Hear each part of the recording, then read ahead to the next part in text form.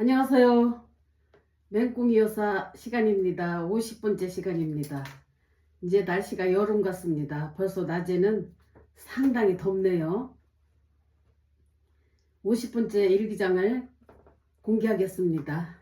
구독과 좋아요는 저에게는 기쁨이 됩니다. 우리 손율이 첫돌입니다. 우리 손주입니다. 요즘 날씨가 영하 10도가 넘는 큰 추위가 있었다. 난 날마다 날씨를 위해 기도를 했었다. 오늘은 영상의 날씨를 주셨다. 하나님이 그래도 포근한 날씨를 주셔서 감사했다. 어저께까지만 해도 춥고 비가 오고 궂은 날씨였었는데 정말 감사한 날씨였다. 돌잔치는 올림픽 공원 안에 있는 후레쉬하우스에서 했다. 우리 손율이 외갓집에서도 할머니와 할아버지와 삼촌 이렇게 가족이 다 오셨다. 내 형제들도 또 조카들도 모두 참석해줘서 모두에게 정말 고마웠다. 오신 분들을 대략 여기 적어보자면 우리 셋째 오빠 부부, 셋째 언니 부부, 우리 종진네 가족, 은하네 가족, 상희 부부, 상혁이 아빠, 동생은 하필 오늘이 시어머니 추도 예배가 있다고 해서 준비하느라 오지 못했다. 막내 오빠 부부, 우리 큰아들 친구들, 또 며느리 친구들, 특별히 동생 남편 박장로가 축복기도를 해주었다. 우리 작은 아들의 축가로 첼로 연주를 했는데 야곱의 축복과 10월의 어느 마지막 밤 두 곡을 연주를 해서 한결 분위기를 돋구었다. 식이 다 끝나고 각자 집으로 돌아가고 나는 사돈을 모시고 아들 집으로 가서 축의금과 반지 들어온 곳을 보고 난 교회로 갔다. 성탄절을 앞두고 찬양 연습을 하러 갔다. 연습이 끝나고 집에 오니까 밤 9시도 넘었다. 몸은 굉장히 피곤하지만 그래도 무사히 우리 손주 돌잔치를 하게 되어서 감사한 하루였다. 하나님 감사합니다. 이렇게 적었습니다. 12년 12월 달입니다. 다음은 박근혜 대통령 제목입니다. 19일 날 18대 대통령 선거가 있었다. 박근혜, 문재인 두 분이 대결을 한 결과 100만 표 이상 차이로 박근혜 새누리당 후보가 대통령으로 당선이 되었다. 아버지 박정희 대통령의 딸이면서 또 역사에 없는 여자 대통령이 당선된 것이다. 모두 국민들이 설렘과 기대로 가득 차 있다. 박근혜 씨는 1952년 대구에서 태어났다고 한다. 1961년 청와대 생활을 시작을 해서 유경수 여사님이 서거할 때까지 6년 동안 퍼스트 레이디 역할을 수행했다. 엄마가 돌아가시고는 엄마의 빈자리를 박근혜 씨가 대신을 했습니다. 꼭 아버지랑 같이 국정을 운영을 했습니다. 동행을 했지요. 동행. 박근혜는 아버지 박정희 대통령을 멘토로 살았으며 살았다고 주저하지 않는다. 어릴 때부터 대통령이 어떻게 해야 경제를 살릴 수 있는지 직접 옆에서 보고 자랐다고 자신 있게 말을 한다. 아버지가 서거하신 후 18년 동안 대중들 앞에 모습을 드러내지는 않았었는데 1998년 4월 달에 정치인으로 화려하게 재부활을 했다. 대구 달성 국회의원 보궐선거에서 승리한 박근혜는 그 후에 5차례나 국회의원에 당선되었다. 박근혜 씨는 정치인 초년병 시절부터 강한 인상을 남겼다. 2002년 당을 장악한 이회창 총재가 정당 개혁안을 거부를 하자 탈당을 하고 박정희의 딸로 북한을 방문해서 김일성 아들 김정일을 김정일 국방위원장을 면담하기도 했다. 그리고 고 노무현 전 대통령 탄핵에 역풍을 맞은 2004년 총선 유세 중에 피습을 당한 그런 사건도 있었다. 면도날로 이 목인가 귀 옆에를 그렇게 피습을 당한 적이 있습니다. 선거하다가. 당이 수렁에 빠졌을 때마다 특유의 정치력으로 위기에서 벗어나는 능력이 있으며 선거의 여왕이라는 별명을 얻기도 했었다. 다만 첫 도전이었던 2007년 대선에서 이명박 후보에게 패배를 당했었다. 이번에 미혼인 박근혜 씨가 당선되었다. 대통령은 하늘에서 낸다고들 다들 말을 하는데 국민들에게 큰 힘을 주는 또 어려운 곳에 희망을 주는 정말 준비된 대통령으로서 어머니와 같은 마음으로 정치를 해줬으면 하는 마음 간절하다. 우리 상가에서도 또 요가원에서도 다들 박근혜가 당선된 것을 기뻐하고 박수로 응원을 했다. 이렇게 썼습니다. 2012년 12월 20일입니다. 2012년 성탄절입니다. 성가대를 서다 보니까 성탄절 때마다 바쁜 스케줄로 한 달 전부터 굉장히 바쁘다. 매일 찬양 연습을 해야 되기 때문이다. 며느리가 이번 성탄절에는 며느리가 장갑을 선물로 주어서 고마웠다. 오늘 칸타타가 끝나고 칸타타가 찬양 연습입니다. 성가대 대장님이 모두에게 가방을 선물로 주어서 다들 기뻐하는 모습이었다. 점심밥을 대장님이 또 사주어서 다들 맛있게 먹었고 즐거운 시간을 가졌다. 날씨는 어찌나 추운지 계속 영하 10도다. 낮에 시간이 조금 있기에 둘레길을 따라 올림픽 공원을 다녀왔다. 저녁에 며느리가 함께 저녁을 먹자고 해서 파리 바게트에 가서 빵을 사가지고 갔다. 며느리가 추운 날씨에 보쌈을 맛있게 준비해서 맥주와 함께 즐거운 식사를 하며 대화를 했다. 우리 손율이 돌 때 찍은 사진도 보았다. 그런데 자다가 깬 우리 손율이가 어찌나 우는지 안 놔주고 얼르고 다양한 방법으로 셋이서 여러 가지로 달래보았지만 손주의 울음은 계속되었다. 정말 난감했다. 대화도 할 수가 없었다. 시끄러워서 대화가 안 되지. 옆에서 애가 그냥 악착같이 울어대더라고요. 그 아이가 커서 지금은 굉장히 점잖은 학생이 중학교 2학년생이 됐습니다. 아주 머리가 좋고 공부도 잘해요. 어른들은 정말 답답한 일이었다. 한참을 지치도록 울더니 드디어 울음을 멈추고 비온 뒤 햇빛이 싹 비치듯이 언제 울었냐는 듯이 잘 노는 손율이다. 아이를 기른다는 것이 얼마나 힘든 일인지 우리 손율이가 잘 노는 걸 보고 난 집으로 왔다.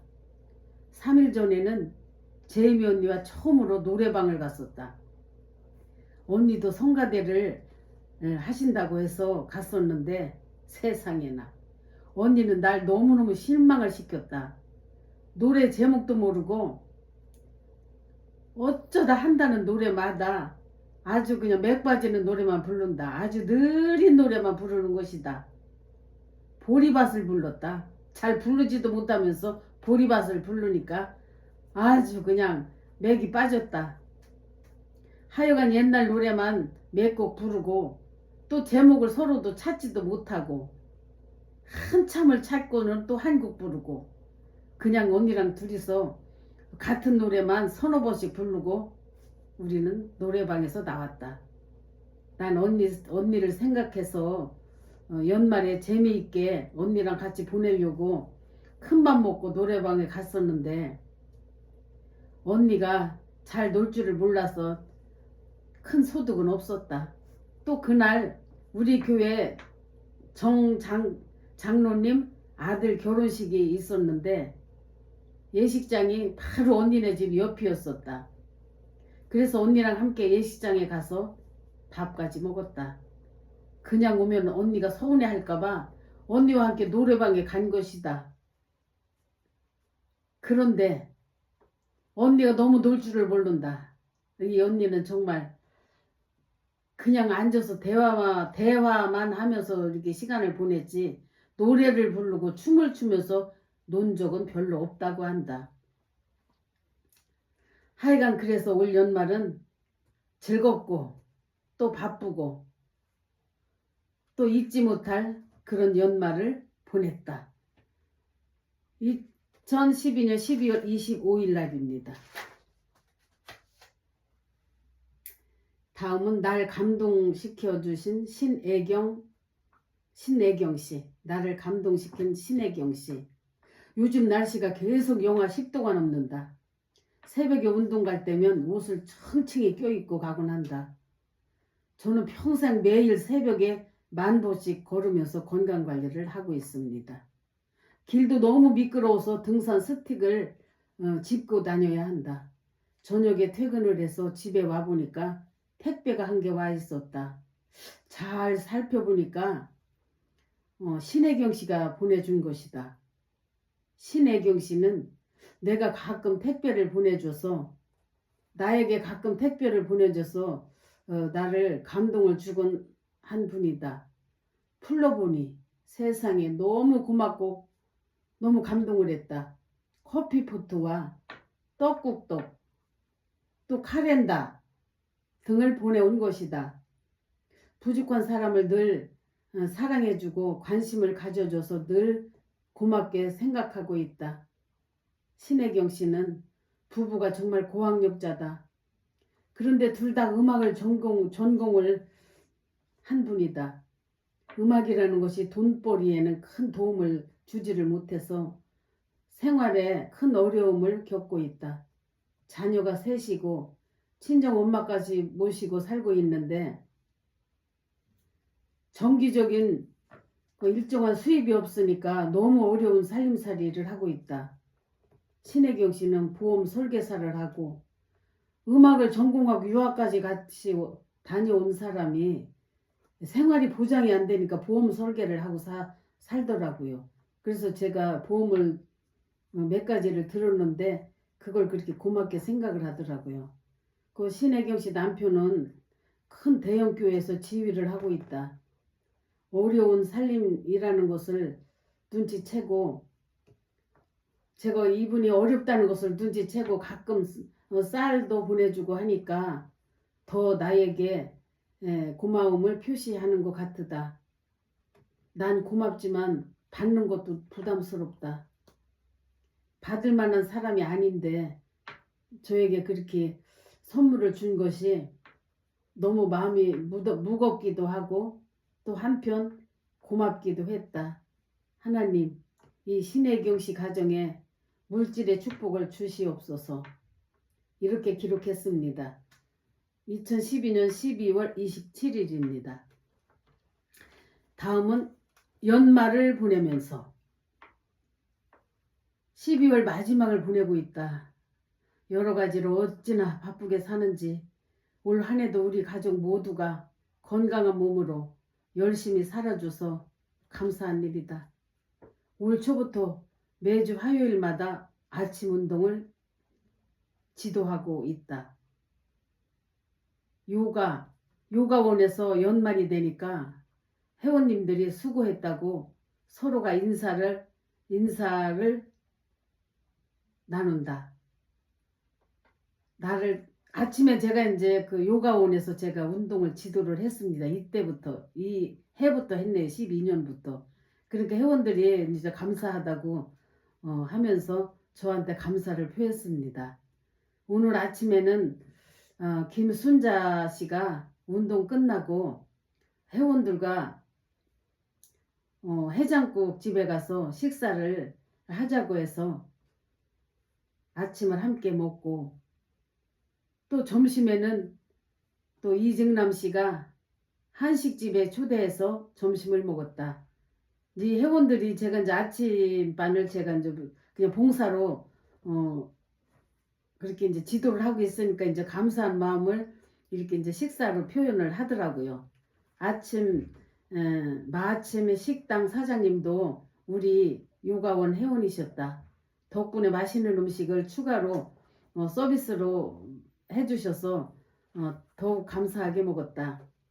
밥을 먹고 이정남 씨가 자기 집에 가서 차 한잔하고 가자고 해서 집으로 갔다. 70대 노부부다. 둘이 사시는데 아주 잘 사는 분이셨다. 아저씨는 군인 장교로 퇴임을 하시고 별 2개짜리라고 하더라고요.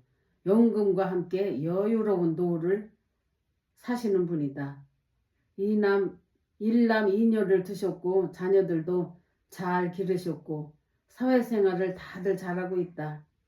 어찌나 친절하게 많은 것으로 우리에게 베풀어 주시는지 너무 잘 먹고 잘 놀다 왔다. 그래도 보람있게 한 해를 마무리하는 것 같아서 나도 기뻤다. 봉사를 한다는 것은 정말 쉬운 일은 아닌데 꾸준히 할 예정이다. 하나님 저에게 건강 주시고 계속 이렇게 봉사를 할 수 있도록 인도해 주시옵소서. 이렇게 기록했습니다. 12년 12월 28일입니다. 형제들과 휴가 콘도로 이렇게 썼습니다. 제목이요. 형제들과 콘도로 휴가. 올해도 어김없이 1월 1일 날 양지 리조트로 휴가를 떠났다. 아침에는 아들 내외를 초대해서 떡국을 끓여서 먹고 놀다가 1시쯤 출발해서 콘도에 도착을 하니까 2시쯤 되었다. 올해는 유난히 추워서 그런지 스키 타는 사람들이 많이 와서 호황인 것 같았다. 그 스키장과 골프장이 있는 콘도였습니다. 우리들도 다른 애 같았으면 산책도 하고 했을 텐데 너무 추웠다. 영하 16도. 너무 추워서 진짜 밖에 나갈 수가 없었다. 우리는 꼼짝도 하지 않고 2박 3일을 콘도 실내에서만 놀았다. 사우나도 다니고 헬스장도 다니고 올케가 음식을 여러 가지로 준비를 해와서 끼니마다 잘 먹고 즐거운 시간을 보냈다. 음식은 삼합과 오리 훈제와 도토리묵, 또 콩나물밥, 청국장, 떡국 이렇게 다양하게 해서 먹고 놀았다. 그리고 우리가 어렸을 때 놀던 수건 돌리기와 번호 찾기를 하면서 너무너무 재미있게 시간을 보냈다. 실내에서 그런 거 하면서 놀았습니다. 어려서 우리가 그 수건 돌리기도 하고 그렇게 했던 걸 그런 놀이를 하면서 시간을 보냈습니다. 그리고 형제들끼리 간증 비슷한 시간이 있었는데 내가 살아온 이야기를 했다. 남편이 너무 속썩이던 이야기, 또 시어머니와 시아버지의 간병하던 이야기. 제가 외동 며느리이기 때문에 어머니 아버님 간병을 저 혼자 다 했습니다. 간병하던 이야기, 내가 경제적으로 어려움을 겪으면서 살아온 이야기 등등. 내 말을 듣던 오빠가 갑자기 나에게 미안하다는 말을 한다. 우리 이 오빠는 참 잘 살았습니다. 사업이 잘 되고. 저는 굉장히 어렵게 살았어요. 이때. 남편이 꾸준한 그런 수입이 없고 어쩌다 돈을 벌면 자기 혼자 쓰는 남편이었어요. 가정에는 이렇게 주지를 않아요. 그래서 제가 건재상을 이때 당시 했습니다. 건재상도 하고 또 건재상 바로 옆에다가 미싱을 갖다 놓고 거기서 또 이렇게 옷 수선 같은 거 그런 것도 하고 하여튼 한 푼이라도 그때 벌어야 되겠기에 애들을 길러야 되니까 그렇게 악착같이 그때 살았습니다. 그런데도 그렇게 잘 살던 그 오빠가 진짜 단돈 10,000원 한 장 저한테 도와주지를 않았어요. 저도 도와달라 소리 하지도 않았고. 그런데 그때 내 간증을 이제 내가 살아온 이야기를 듣고는 오빠가 좀 마음이 아팠었던 모양이에요. 갑자기 내 손을 잡으면서 굉장히 미안하다고 하더라고요. 그때는 돈 1,000만 원, 2,000만 원 도와주는 거는 그냥 아무것도 아니었었는데 그때는 내가 배려하지 못하고 살아온 거를 후회한다고 하면서 그런 이야기를 하더라고요. 그때만 해도 이 오빠는 사업이 이제 하락길로 접어들었습니다. 이때 당시는. 지금까지 고생을 하며 살고 있어요. 사람이 아주 고지에 올라갔을 때 그때 또 재정 관리를 잘해서 평생 평탄하게 살아야 되는데 다른 것에 이렇게 손대가지고 많은 손실을 보고 다시 이제 일어서기가 쉽지가 않더라고요.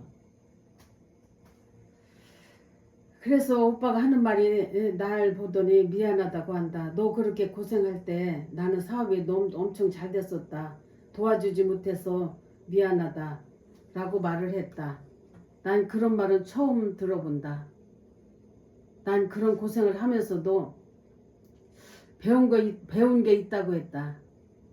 남편 때문에 속 썩는 여자들의 마음을 그런 위로하는 걸 배웠다고 합니다. 배웠습니다. 다른 분들이 남편이 그렇게 무능하고 가정적이지 못할 때 다른 사람이 위로하는 것보다 내가 그런 걸 겪은 사람의 위로를 하면은 그분들한테 그렇게 좀 많이 위로가 되나 보더라고요. 그걸 배웠습니다. 저는.